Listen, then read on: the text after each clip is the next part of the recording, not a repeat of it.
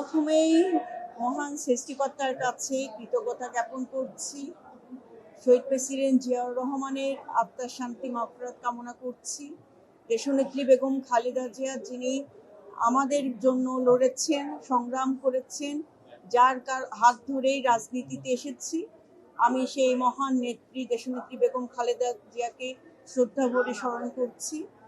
আমাদের সকলের নেতা, বিএনপি সম্মানিত চেয়ারপারসন, বাংলাদেশ গণপ্রজাতন্ত্রী সরকারের মাননীয় প্রধানমন্ত্রী জনাব তারেক রহমানের কাছে আমি কৃতজ্ঞতা জ্ঞাপন করছি।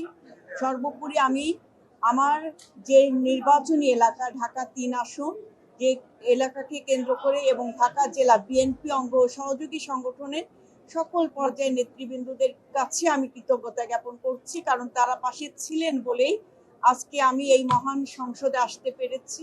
তারা আমার সাথে সংগ্রামের প্রতিটি পথে ছিলেন এবং অনেক নির্যাতন জুলুমের পরেও আমরা যে মানুষের কথা বলতে এসেছি, এখানে আমরা শুধু একটা আসনকে নয়, আমরা পুরো বাংলাদেশকে রিপ্রেজেন্ট করব, যেখানে মানুষ, নির্যাতিত নিপীড়িত মানুষ তার কথাগুলো বলতে পারে না, অসহায় নিপীড়িত মানুষের কথাগুলো আমরা সংসদে বলবো এবং যথাযথ আইন প্রণয়নের মাধ্যমে এই সকল সমস্যার সমাধান হবে। এই পথ আমরা সৃষ্টি করব।